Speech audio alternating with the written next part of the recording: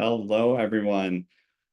People are just starting to pile in, so I won't dive deep into the content right away, but to get a sense of who's here, love to have everyone in the chat identify where are you calling in from today. I'm actually from Toronto. It is very, very hot. But where's everyone in from today? Just excited as we wait from some folks to get here. From Texas, South Carolina, some more from Austin. Love it. Happy Hump Day. Yes, it took me a while. Phoenix, Orlando, Niagara. Oh, awesome. Upstate New York. Calvin, I was just in watching the US Open 2 days ago. It was fantastic and hot as well, but in your neck of the woods. The Philippines, we're going through borders here and water. Missouri, North Carolina, amazing. From all over. This is great. Some folks from Toronto. I don't know who Heidi is, but welcome. Awesome. All right. We are going to get, yeah, in hot in Texas too. Yes, WorkTango also has an office in Austin, and it is anytime I attend there. I think Toronto's hot during the summer, but it is hot in Texas, that's for sure. Um, Wonderful. Well, welcome everyone to today's webinar. It's what we call the Leader Enablement Series, how HR can help managers act on employee feedback. If we haven't met before, my name is Rob Catalano. I'm the Chief Engagement Officer at WorkTango. I have spent the last, my gosh, 20 years in the space of really trying to help organizations build better workplaces, better environments, build better employee experiences, because we know that all translates into wonderful things for organizations. So passionate about it. I wear our passion statement on my chest. Mostly, I have multiple shirts, by the way. If you've seen me talk, I'm usually wearing this, but it's all about improving work lives. And what I get excited about is not only doing that for our customers on a day-to-day basis, but also for our community, right? We have this privilege to bring HR leaders, aspiring leaders into the same place once every couple of months with these types of webinar series. We get to learn from experts. We get to build all of our wisdom of crowds to share all the things that we see in the space and really just trying to help upskill ourselves for what happens next. So I am excited to be here to chat about today's topic. As you'll notice, you're seeing a lot of Olympic theme and sport theme happening, which will continue. Today, the Paralympics starts today, so it's perfect timing from that end. Also, August 28th, it's Mrs. Catalano's birthday. It's my mom's birthday. Sometimes she watches these things. I don't know if she's online, but I'll send her the recording. So it's just a great day all around, and happy you all took time out of your busy schedules to come up for air, hear what's going on in the space of helping managers act on employee feedback. And we're going to start getting going on today. But before I do that, just a couple of housekeeping items. It's amazing to see people getting interactive in the chat. That's what this is about, right? We love having these interactive conversations and webinars where you're all involved. So feel free to do that, and we'll try to monitor that. If there's any questions about the webinar itself, um, feel free to ask. We have a team that can support that. We will be providing folks the slides and a recording of this later, so you can keep a look for that also. But if you do have Q&A, we have a Q&A section in the webinar also. So feel free to put questions and answers there. You can actually upvote them. And if there's one that gets upvoted higher, we'll curate what are the most important questions. Sometimes we have so many questions, we can't get to them all. So again, I want to make sure we get through some of the housekeeping today. Now, when I talk about feedback, even though this topic is really around, leadership enablement, listening to employees, and around this Olympics and sport theme, most of the times I actually bring in a music theme. So I had to slip it in there. But the reason why I talk about this is when I talk about the word feedback, feedback for many people have very polarizing elements to it. And what I mean polarizing is that for me, when I think about feedback, I think about a metal guitar and that feedback that you hear. And I love it. I used to play guitar in a metal band. It's the type of, by the way, if you love metal as well, please throw in the chat what your band of choice is. Maybe we can chat offline about our concert stories and things like that. But some people hear feedback and they love it, like me.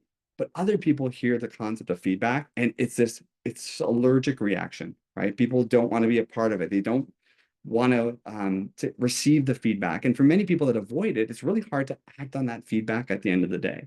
But whether we like it or not, feedback is a part of our HR structure. It's part of our company structure. It's about how we improve not only our organization, but our employee experiences. And it's so needed, especially in the times of change, right? We're going through so much change management in our organizations with what's happening and internal and external effects. So we're really talking about feedback today. So to bring it home in terms of what we're going to talk about today, first, we're going to talk about why this topic is important, right? Why is employee feedback and listening to employees through surveys really important? But I want to layer that on with why leadership enablement is important to be able to drive action and success and better employee experiences.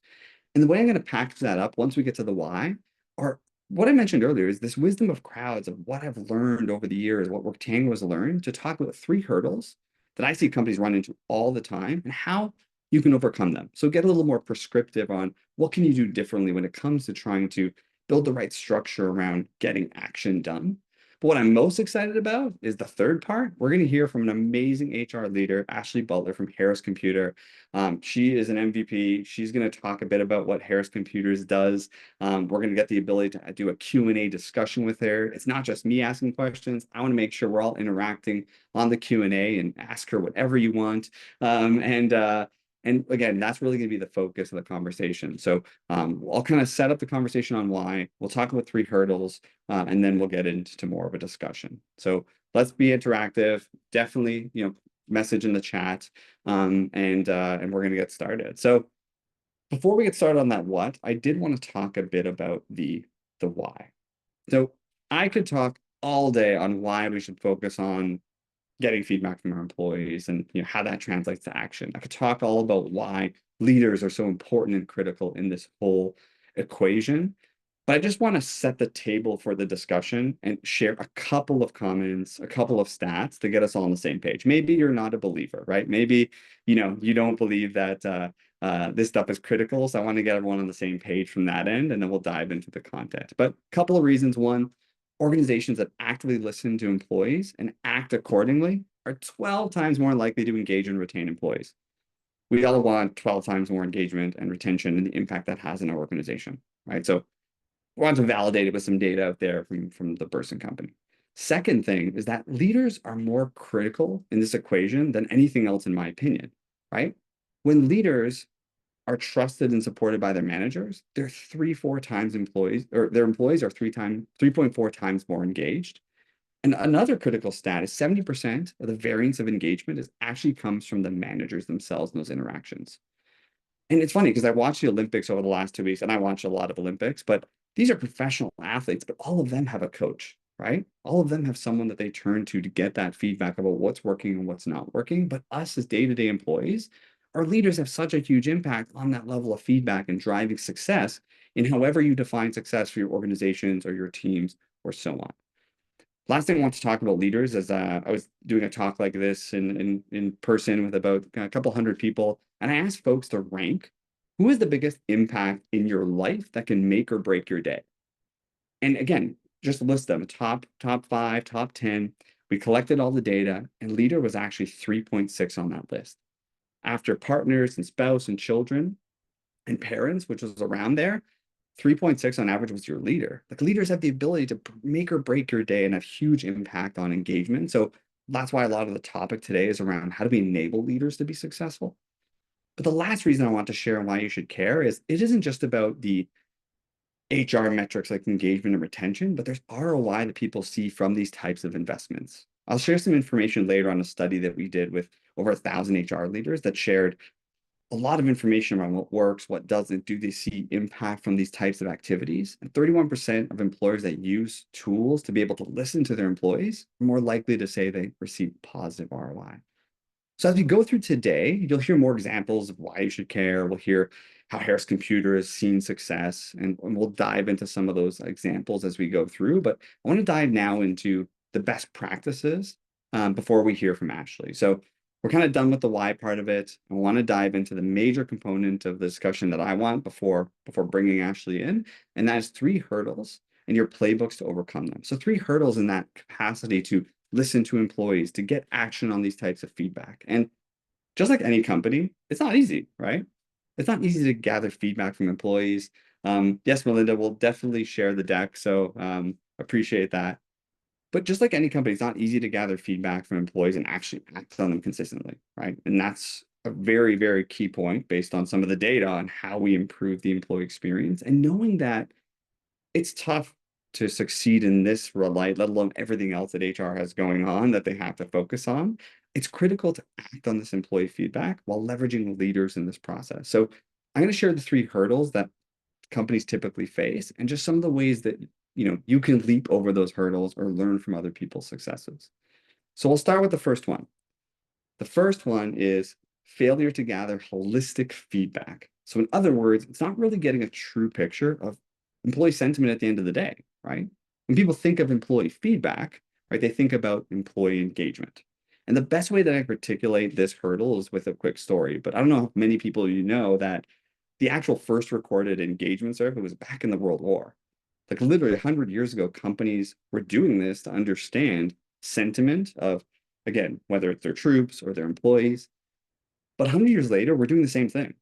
Like we're still in many organizations once a year, once every 2 years, once every 3 years, trying to understand sentiment of employees and use that data to create success for our employees or a better experience. But that doesn't work for a modern workforce or a modern employee.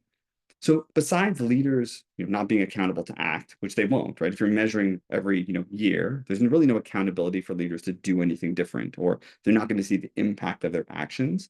The biggest reason why the annual survey typically doesn't work is what I like to use this visual is to talk about, even though success looks linear, whether that's what success looks like for a team or a department or a company, we know it really looks like this, right? And again, we all just went through COVID and remote work and back to work and change management and economic crises and what's happening in building better, diverse, equitable, and inclusive workplaces. There's so much happening that we have to be able to understand feedback more frequently and respond to the changes and be more agile in how we build these better experiences, right? And we'll talk later how it's not just HR that has to do that. We have to really enable our leaders. But that's why successful companies have evolutionized their approach and they've moved from this concept of let's listen once a year, once every 2 years, to what many people know as what's a pulse survey. Now, I've helped people make this journey, which we'll get through many times, but when people have made that shift to a pulse survey, usually it's the same survey, it's short, but what becomes apparent in a lot of the data is that employees become complacent, they tune out, they just kind of tune out of the same survey that's happening or the same way to get employee feedback. So the modern trend where I've seen companies see a lot of success is what I call active listening. And active listening is not just measuring engagement once in a while, right? It's around the whole employee life cycle, understanding from hire to retire, feedback across all those different points. Just like success isn't linear, as an employee goes through a journey more than once a year, right? It's important to understand what's working, what isn't, so we can be agile in supporting that better experience because we know the impact of what better employee experiences have in an organization. But the magic in this concept of active listening is that you have to get beyond measurement. So when I talk about being agile, you can't just be more frequent in measuring engagement. You need frequency combined with diagnostic feedback, right? Think about that. If you can measure engagement on a more frequent level, there'll be more accountability for leaders and our organizations to move and act. And again, there'll be more accountability to do something because it's going to be measured a little more frequent than waiting once a year. But if you combine that measurement with diagnostic feedback, that's where companies see agility. That's where they start getting feedback to build that experience. A visual of that, is again, just increased frequency, measurement plus diagnostic feedback. That kind of gets you to that active listening agility world where, again, we've seen a lot of companies be successful. Now, to give you more color of what this actually looks like, when I'm seeing organizations find success here, what they typically do is they measure, right? Yes, they measure engagement or your DEI index, but they also rotate between different trends in the organization. And what I mean by that is you don't need 7 questions to know whether people feel like they feel recognized at work. You need one, right? And again, if you're not impacting that strategy over time, you might not have to check in on that very often. So there's a part of measurement that's still important to see what's moving up, what's moving down, and be able to react to those trends. But active listening is more about that diagnostic. How do you dig deeper into concerning feedback? People feel like they're not recognized at work. Okay, well, let's dig a little deeper. Or let's get more clarity on why or the what's of that type of sentiment. Or understand sentiment on change. Like, it's really critical to not only ask feedback around, how do you feel? It's, well, we just launched something. Is it working? Is it not? Can you give feedback about what we could do differently? Or even better, we're about to launch a new strategy, a recognition strategy. What's important to you? What isn't? And try to get ahead of the feedback to launch something better when it comes to your programs. So this is just examples when it comes to what active listening looks and feels like. And I have some companies that do this on a quarterly basis, on a monthly basis, on a weekly basis, right? But again, this is what is different than measuring engagement once a year or only measuring engagement more frequently. And every time I talk about this, people roll their eyes and they say, well, what about survey fatigue and feedback fatigue? But the reality is there's no such thing as survey fatigue. There's lack of action fatigue. Like I've had organizations, as I mentioned, do this very, very, very frequently. But because they're taking action or responding on what they're not doing, they see companies move the needle. And I'll share some of that data in terms of what our companies have seen. I think I just saw a question come up about what does diagnostic piece look like in practice. Similar to what I showed on the last slide. So many companies will start with that engagement survey. They will typically do a more frequent active listening model with the measurement and the diagnostics. And again, the cadence really depends on company's culture, how big the population size is. So there's different approaches there, but at a high level, hopefully that answers your question, but we have more Q&A time at the end to get into that for sure. But don't take my word for it, right? We all love Josh. If you don't know who Josh is, you should. But you can't maintain that positive experience without listening to your people on a continuous basis. But it's more than just a positive employee experience. It translates into company success.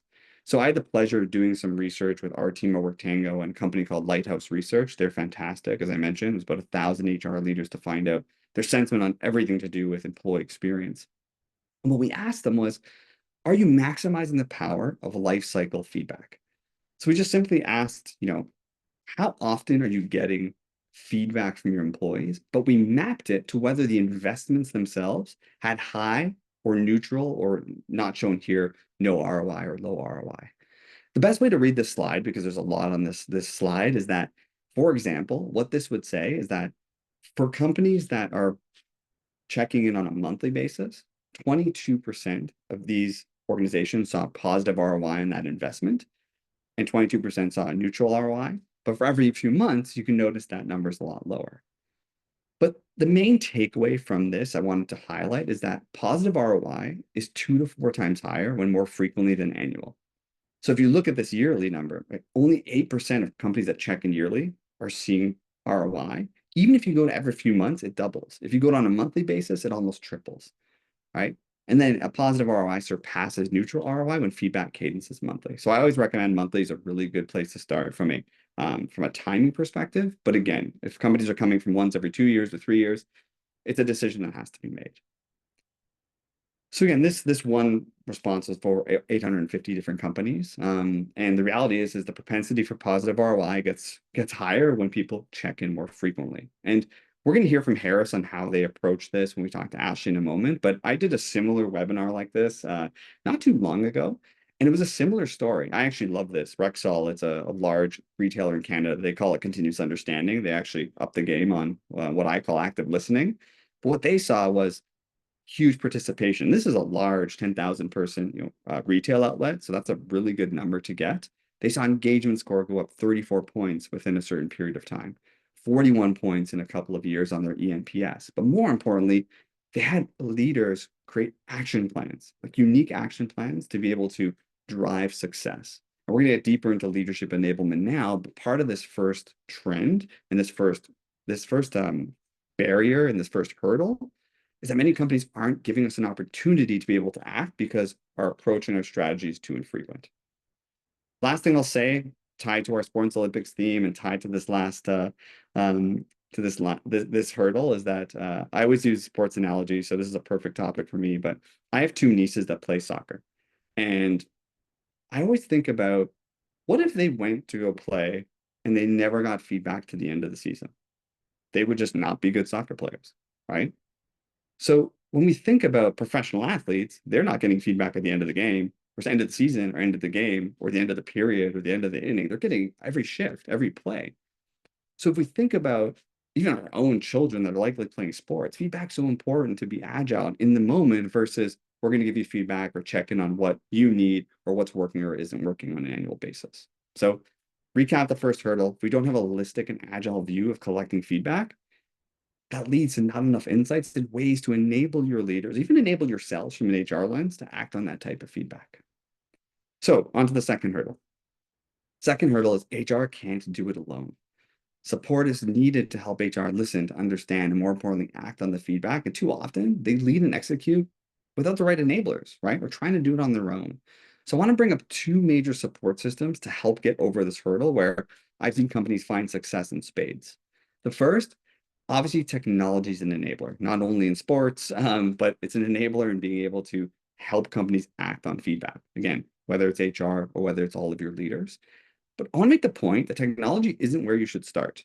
I work for a technology company. It's great. They're fantastic. But technology isn't where you should start. You should have that holistic view or the agile strategy or the approach based on just what we talked about in terms of how you want to be more agile, how you need to get sentiment from your employee base, because technology can really support the listening and the understanding, the action of what you can accomplish.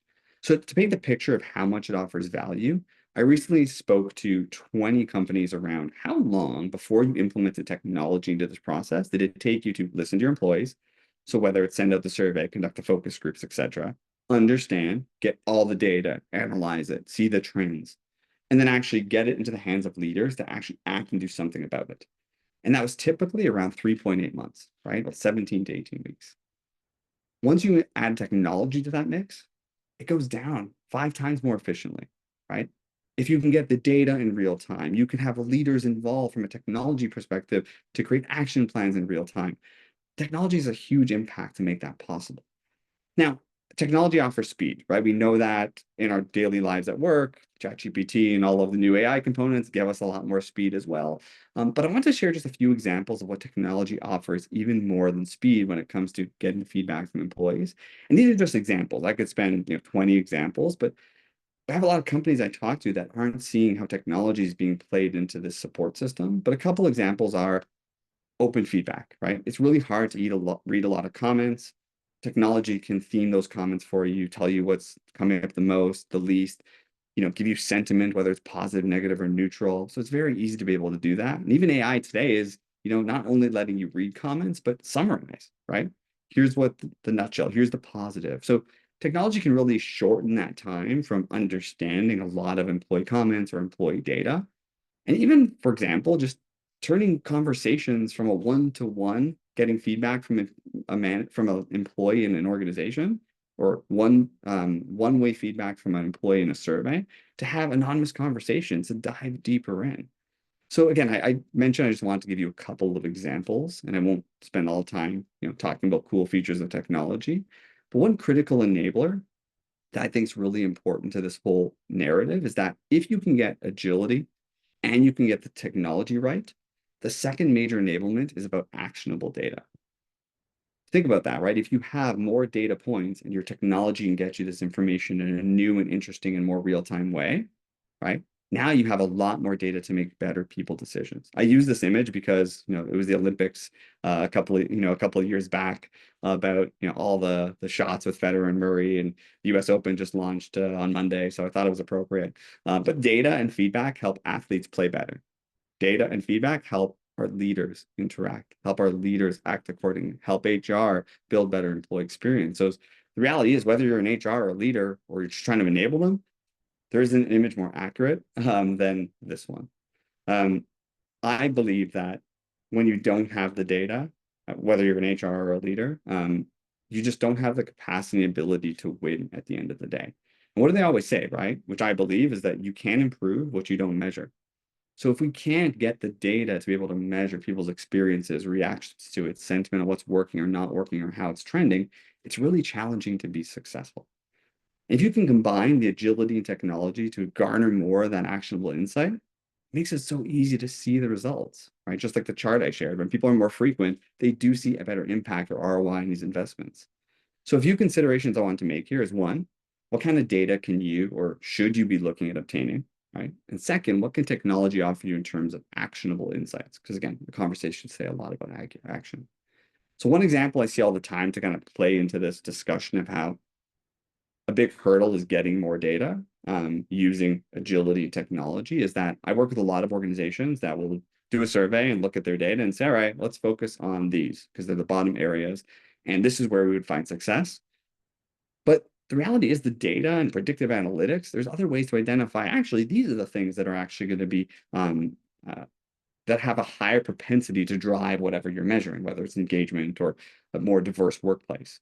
So this is just examples where technology can give this information in real time. Now, yes, it can get great data and it can get dashboards and all of that, but the biggest point I want to make here is that when you have the data and technology can enable it, it's more about how do you use the data to nudge leaders, right?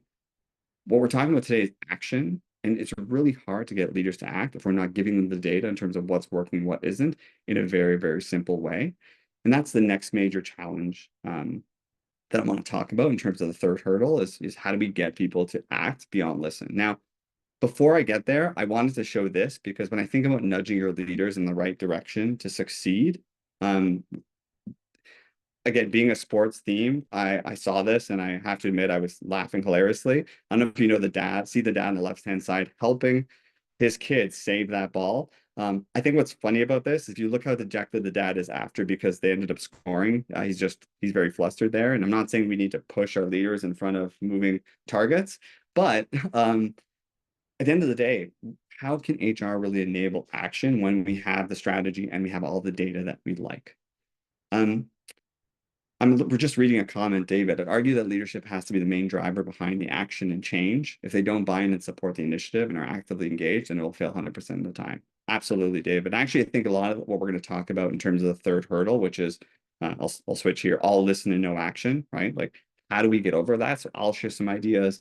I know Ashley will talk about how Harris Computer addresses that, but it's a really good point, David. Like, leaders have to be bought in. We're going to touch on that a bit as well. Appreciate that. So third hurdle, all listen and no action. We've all been there, right? We get feedback, nothing happens. People wonder why nothing happens, and then they just stop giving you feedback, right? It's just in human nature. So I want to share quickly how I've helped companies overcome this hurdle. First piece of advice, HR, do not be a filter. And what I mean by that is if you're going to just keep the data within HR or keep it through a filter that you have, then leaders think HR is accountable to execute. Right? It's so critical to make sure that you provide the data unfiltered to your leaders. Not only because speed is key to action, right? It takes too much time for you to take all that data and refine it and disseminate it out. By that time, the data is pretty stale. But I think the point here is, and what I don't understand when I talk to organizations is why do you want to hold back this data in general, right? Why do you want to filter it before they see it, right? There are leaders, right? If they can't receive feedback, which by the way, we expect our leaders to do, we expect them to give feedback to employees, then what are we doing, right? We're not going to provide that layer of insight and information and accountability, to David's point, for people to do something about it. And if you think you can't do this, I work with companies that share tens, hundreds, thousands of leaders access to what their organization or their team or their hierarchy is saying, because that's when we start building feedback to improve ourselves. Right? Feedback's all about getting, qualified for our next job or qualified to get the success. So when HR is a filter, I find it really hinders the ability for companies to succeed. And whatever your culture is, I know it's hard to make that leap, but when I see companies make that leap, they say huge impact at the end of the day. One perspective I'd love on this is if you're not building trust, you're eroding it. Think about that. If you're not doing things from your leaders to build trust in this process, like giving them unfiltered data, at the end of the day, you're really eroding trust at the end of the day. Leaders need to be engaged, right? All those drivers you measure for employee feedback or sorry, employee experiences, leaders need that too. They need trust, they need support leadership, they need upskilling. So again, it's really critical to think about them as an employee in this world as well, but they're also your leaders and they need feedback to be successful. So one other piece of advice is that when you think about giving data to your leaders, sharing data is one thing, but sharing the right data or impactful data is really, really critical. And I want to share a quick story with you to illustrate what I call the art of data. So when I was much younger in my career, let's talk maybe 15, 16 years ago, I had a leader tell me, Rob, if you don't have the art of data, don't come to the meeting. And I had no idea what he was talking about. Like, what are you talking about? What is art of data?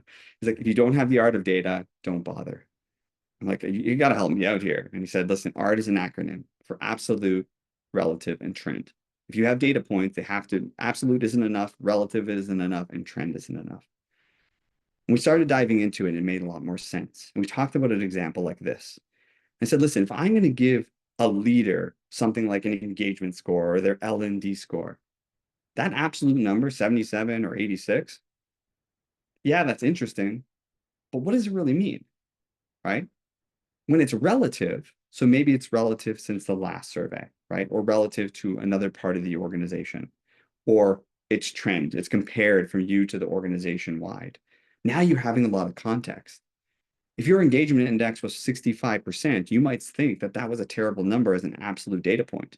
But maybe it was 45 the last period, right? From a trend perspective, we're starting to see things move up into the right. That's great. But if it was 85 and moved to 65, again, you're on the wrong track. So this concept of giving your leaders not an absolute number, giving yourselves not an absolute number, is a really great way to be able to turn the data into something a little more actionable and real. And by the way, once you have the data and you aren't a filter and you might share it like this is when it's really important to make leaders accountable. You can do it in two ways, right? There's so much technology out there to tell you, here is what actions you should take using AI, using, other algorithms to say, based on your data, here are things we recommend.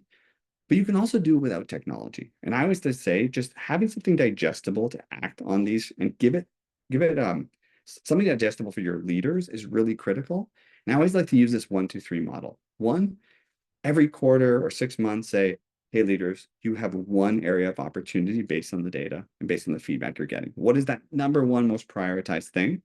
Second, choose 2 things you're going to do, 2 actions to support that, right? You schedule a call just to get an understanding of what the prioritization is, or have them send it to you, or have them put them in a platform, whatever it is. But all you're asking is 2 actions to be committed. And third, make sure you talk about it 3 times. Share action plans with leaders, talk about it the next time you're the leadership call. And at the end of the period, say, hey, what worked, what didn't, what did we accomplish? And you start building a lot more accountability. So in that concept and in this hurdle of, it's really hard to act, we're always listening and not acting. These are just some ideas of the right way to look at data, the right frameworks to be able to get your leaders to act. But the last thing I'll mention, and what's important to ensure there's more action, is make sure you upskill them. Some leaders may not know how to read data or give feedback or create solid actions, right? They might need help, their employees too. So building that is really critical. Last comment I have is really specific to your question, David, and that one way to really build that alignment on your leadership team is don't think of your employee experience strategy or your engagement strategy that ties up to your HR strategy, that ties up to your business strategy. You need to get people thinking in the framework that there's a business strategy and a people strategy. And guess what, leaders? You're a part of this. This isn't HR's job to roll up employee experience to the whole organization, right? There's not enough capacity for that. It is a leadership strategy to combine our business and our people together to build what's important. So quick recap, holistic feedback, HR can't do it alone, all this and no action. I won't go through all the items here. This is just a 1-pager slide that you can all take back in the slides later. That being said, I'm so excited. This is the exciting part of the conversation today and the spotlight on Harris Computer. I am so excited to welcome Ashley Butler from Harris. Hello, Ashley. How are you? Hi. Good. So happy to have you here. Just as a brief introduction, Ashley's been a key player at Harris Computer since 2017, currently serving as a culture and engagement consultant. Such a passion for fostering inclusive and empowering workplace environments. She's successfully led initiatives that resulted in 20-point increases in employee satisfaction, and also doing so in a very rapidly growing organization. Definitely known for collaboration, Ashley's dedicated to crafting tailored engagement strategies that resonate with diverse teams.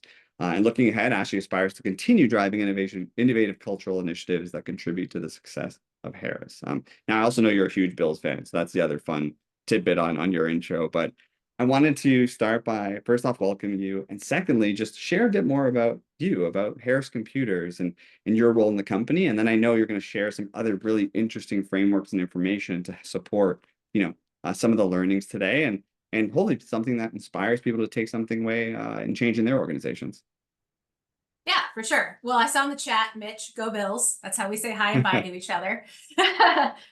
So Harris, I'll start there. So Harris is a global vertical market software company. And we specialize in providing mission critical software for various sectors.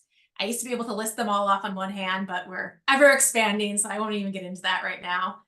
Our primary mode of growth is through acquisition, and we're quite good at it. So we are quickly and continuously growing. When I started at Harris, we were about 3,000 employees. That was 2017. And now we're at about 15,000 employees. So very quickly growing, and that can change tomorrow. What makes us unique in an aspect of how we acquire is that we are a buy and hold forever company. So if we purchase a company, they're with us forever, and they either become their own standalone business unit or they tuck into one of our existing business units. So that's Harris. Harris itself is also part of an even larger organization. It's called Constellation Software Inc. or CSI. And they essentially, under CSI, there's 7 Harris-sized companies operating. So we are a very decentralized structure. We allow our BUs to function very autonomously, but they still benefit from the resources and support of the larger corporation that they're part of.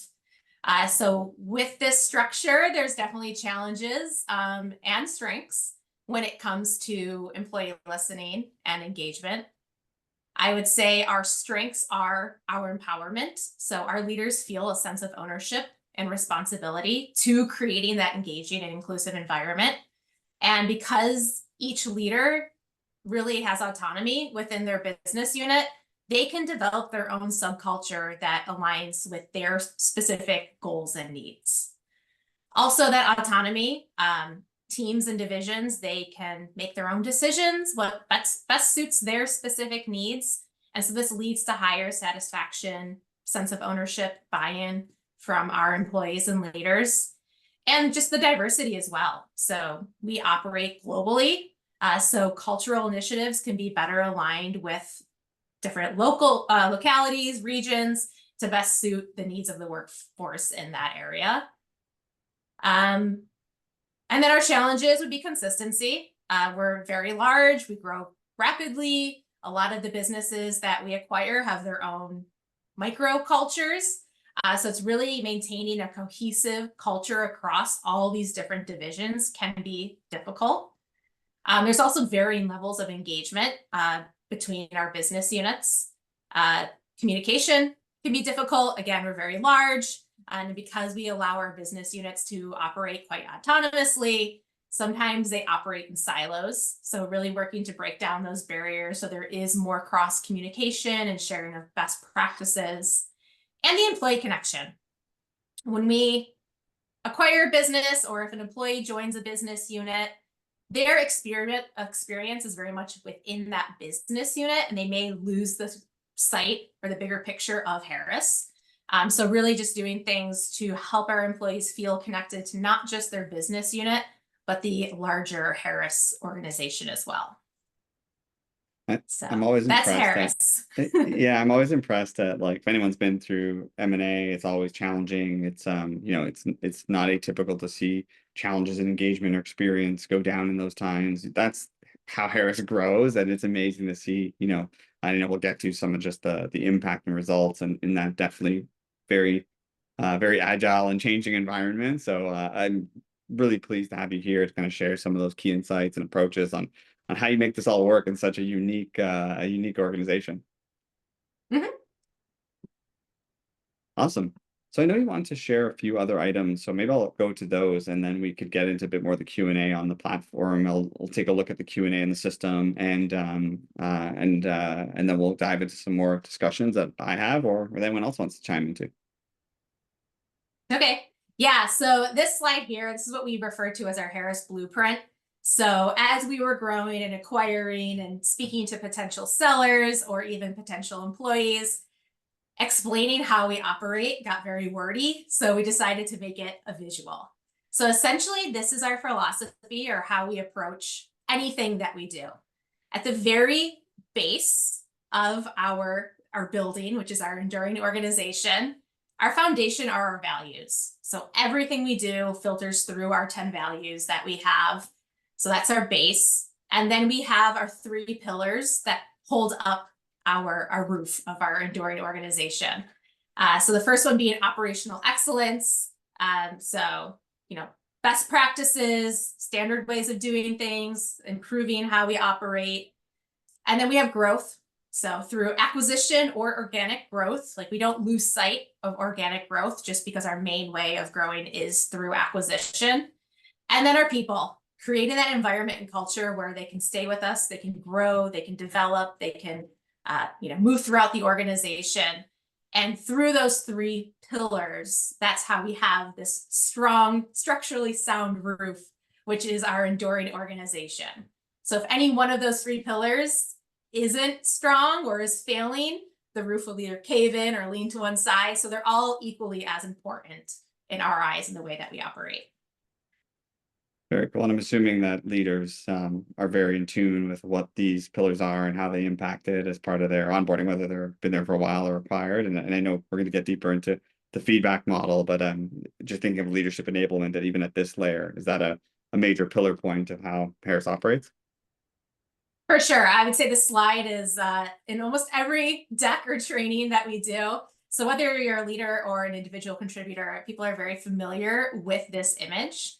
And when it comes to leadership enablement, I mean, we do approach it from these 3 pillars. So thinking about our operational excellence, what are some trainings, best practices, guidance that we can teach our leaders so they can own their employee listening and engagement? When it comes to growth, training our managers and leaders on how to manage through periods of growth. So change management skills, communication strategies, and really them understanding, our leaders understanding that they are responsible for creating that environment where our employees feel comfortable to bring new ideas or take initiative or propose opportunities that are going to drive growth within their business unit or their organization. And then our people. So really we see our leaders, because we're so decentralized, they are the stewards of our company culture. So through development programs, we really teach them how to own their people, their environment, their culture within their organization. Very cool. And I mean, I'm going to switch over to the next thing I want to share, because I think the results kind of speak for themselves. Like obviously the approach and everything you just mentioned on how you're trying to move the needle on building great experiences, like if you can share a little more in terms of some of the impact and from a lot of it's employee listening, but a lot is the impact you want to see. Maybe share a little more about that, and then we'll dive into some leadership enablement discussion. Yeah, sure. So yeah, we've been with WorkTango, I think, since 2017. I'm pretty sure when I first started at Harris, one of my first projects was implementing WorkTango. So we've ran quite a few surveys. We have our one annual engagement survey that is required for all of our businesses. So we don't like to have a lot of requirements for our business units because they are quite autonomous, but this is that one where you have to participate every year. And then we do other surveys around onboarding. So whether it's a hired employee or acquired employee, and our M&A team owns a lot of that. We'll do surveys around change management. Business units can feel free to do their own ad hoc surveys. And we've really worked with giving some of our leaders and people in different departments kind of their own ownership within WorkTango to run the surveys that they need to run, which makes sense for their groups. So we've ran a lot of surveys, but really we do focus on what you were saying, like the action after those surveys. If a leader comes to me and wants to resurvey their group and I can see that they haven't taken action on the previous survey, we have a conversation around that, whether or not it's really a survey is what they need right now. But yeah, so we've been able to see a lot of impact from the way that we approached employee listening and leadership enablement. Our ENPS has increased year over year. We see improvement around sentiment of spending quality one-on-one time with leaders, wanting to work at this company a year from now. And I would say probably the biggest impact, or the what we spent the most time on and saw impact from, was improving engagement amongst our frontline and midline managers. So back in 2017, when we were looking at our engagement results, we saw that higher level executives, so EVPs, VPs, their engagement was quite high. And then we would see a drop between directors, managers, and team leads, and then it go back up amongst individual contributors. And so what we were doing before 2017 was we had a lot of training and development and opportunities for EVPs and VPs to go to conferences and learn and hear from the CEO directly. And that wasn't getting to the midline managers. So now we've created programs specifically for those midline mid managers. And we've seen, 20+ increase in EMPS with their engagement. So I guess that's a win on our end, and how we've utilized the information to create an action plan. And we've seen that increase.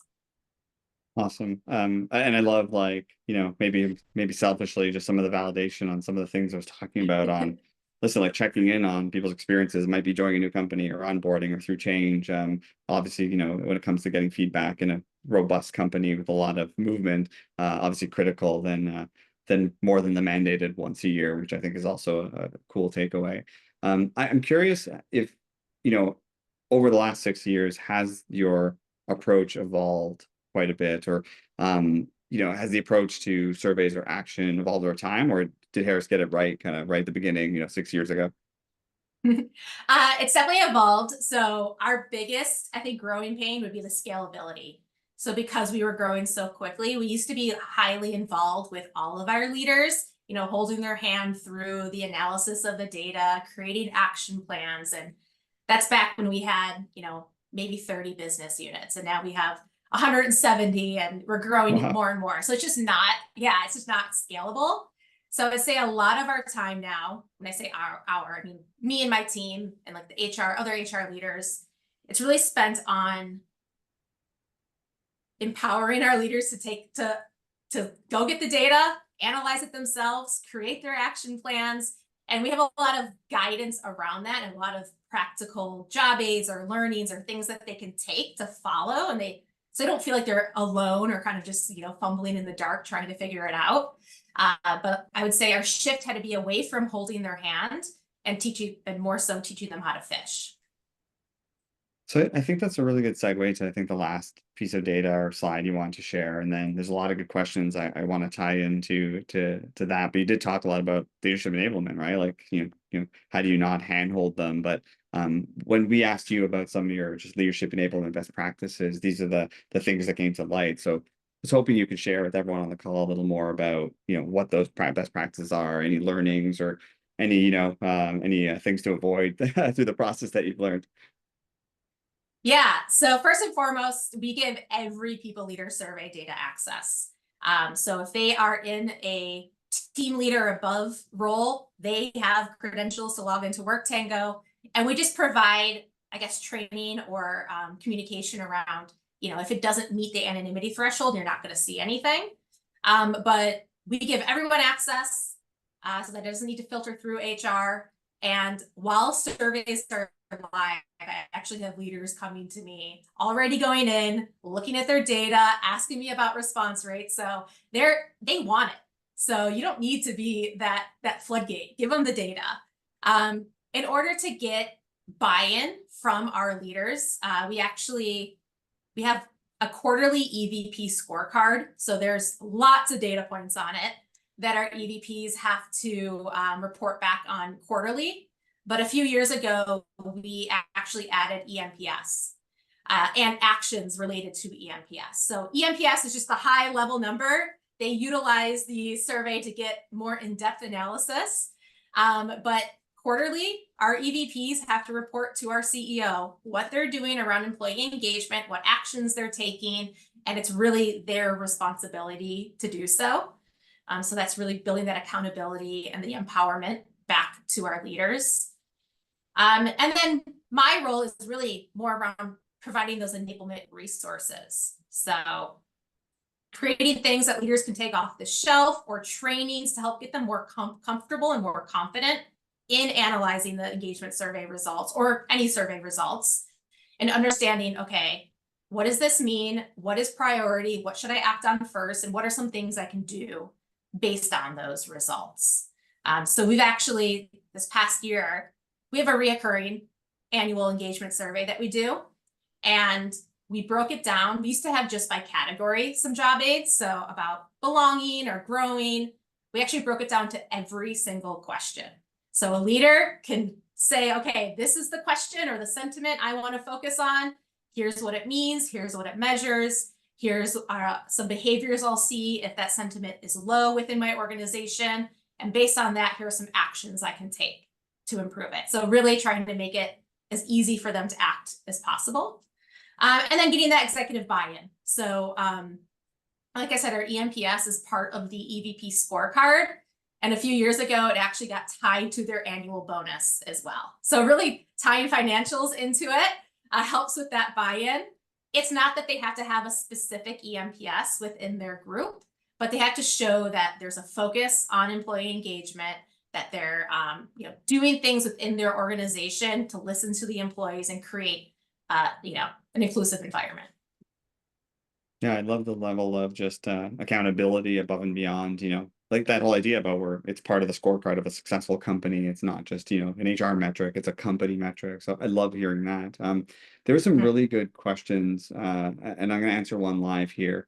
And I want to add a second part to the question personally, but so what if leadership wants to take the survey results and run with them without input from HR? And it sounds like not only do you allow leaders to send surveys beyond to be able to get feedback on their own accord, but obviously there's accountability to act. And my question I want to add on is, you talked about EVPs, and these are obviously very senior folks in an organization. Like, where do mid-level managers or that middle group you were talking about earlier, what's their role in this leadership enabling practice as well? And where's the accountability for them? So kind of a two-parter. Yeah, so they have the same access and the same resources as our EVPs do.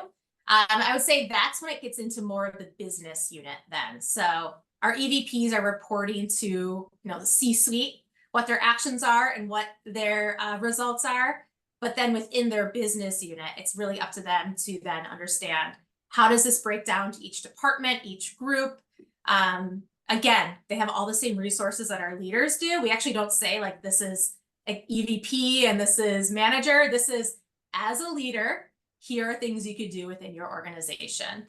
So that's why we always refer to organization as well and not business unit, because it could be applied to so many different teams. That's great. I had another question that's almost identical to what someone else asked earlier. And here we go. What is your process, Ashley, for monitoring progress of action plans? How do you know the leader didn't take actions? And I was going to ask pretty much the same thing about what approach you take for holding them accountable. So I'd love to hear more about that.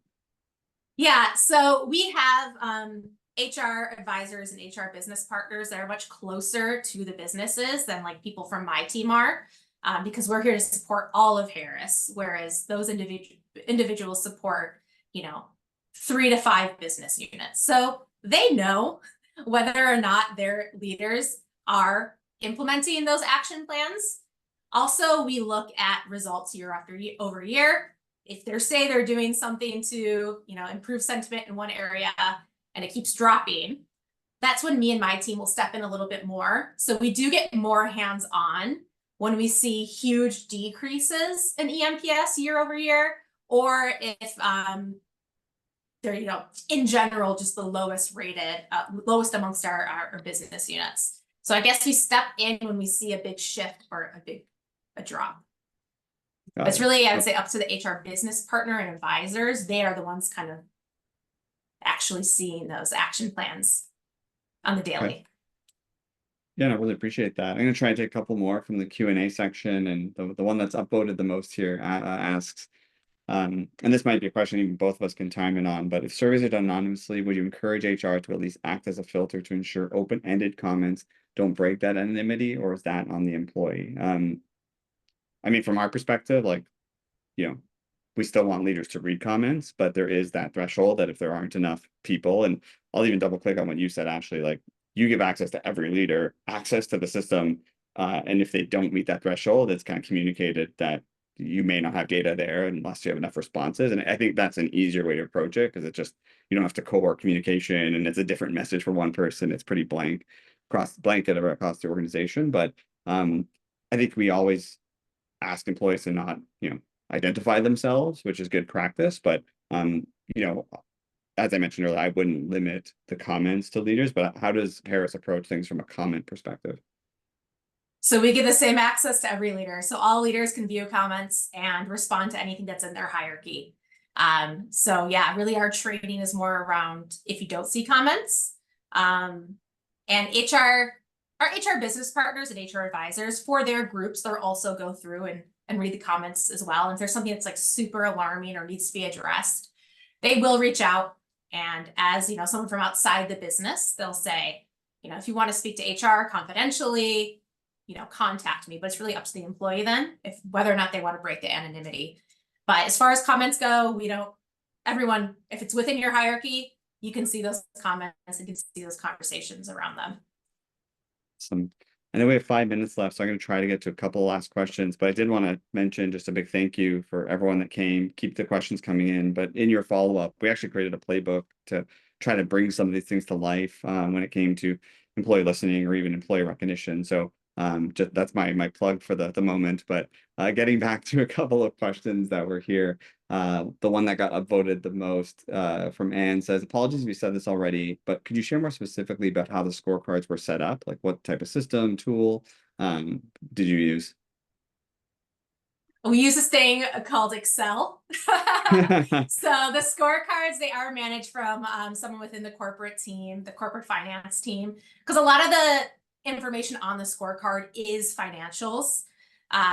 But we also added EMPS as well, like I said, a few years ago, because we believe that they're all related.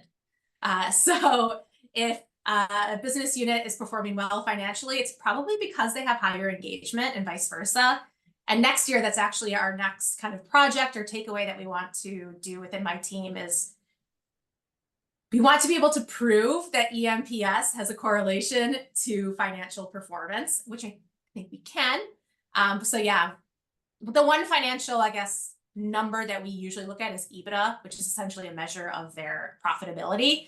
So we want to prove that a higher EBITDA, a higher EMPS turns into a higher EBITDA. But yeah, it's just Excel. It's honestly one person that manages it. We ask our leaders to submit their pieces of it, and then they put it all together. So not that tech savvy. That's okay. If it works, it works. Maybe one I'll ask, which is really, really critical to leadership enablement, was what's the best approach for creating job aids? And one thing I will say is I've had the experience of visiting all of Harris's leaders in a room, and I know you do commit to making sure they're enabled, and which I think is great, and kind of a big reason why I've seen some of the impacts that you're seeing. But best approach or considerations for job aids and supporting leaders. Yeah, I guess you have to assume that when you're creating a job aid, like don't make any assumptions about what people do or do not know. So really explaining about the how and then the why, and making sure that within the job aids, they're very actionable. Like someone can take this job aid, read it, pinpoint the information that's important to them, and then go act upon it. So really job aids are meant to be a supplement to some of our live trainings and things like that. But, realistically, people can't make every training. We hire new leaders who maybe have to wait 7 months for the next training. So it's really meant to be like a supplement to more training and development as well. Got it. And then the last one was 2 upvoted. Might not get to both, but the one at the top of my list. Why ENPS versus engagement index? I can add some color here as well, but I'll let you start, Ashley. Why ENPS versus engagement index? So I don't know that we've ever used engagement index. I guess ENPS is what was existing when I started with Harris, and I don't have any experience with engagement index. So maybe Rob, you can provide some information on that. Yeah, I think the big one there is obviously the index, and in our capacity is 4 questions. I've seen other companies with 5 or 6, but when you're doing more frequent pulsing, ENPS is a little easier to get a measurement with 1 question. But I've also seen huge correlations between the ENPS number and the engagement index number. So a lot of companies have made the choice to say we're getting a similar feeling from employees. And we want to use that as a more frequent measure, but we'll do the engagement index maybe once a year or more infrequently. And it just adds a little bit of consistency and accountability for HR leaders of the company to say, listen, we need to deal with smoke before fire in this group or this department or this org, more from a simplicity perspective when you get into pulse surveys. But that's typically a decision I've seen companies make for that reason as well. Mhm. There's so many questions and so many things I want to ask, but we only have so much time and we're just wrapping up on the hour. So a couple of last parting words. One, Ashley, thank you so much. Appreciate your time and your insights and just preparing for all of this. I learned a lot and hopefully folks did as well. Also, again, thanks to everyone who joined. Again, we're all busy, right? But coming up for air and seeing what else is out there, I think is great. And I love that the community gets together for this. So, best of wishes for everyone the rest of the day today and take care. Thanks again. Thank you.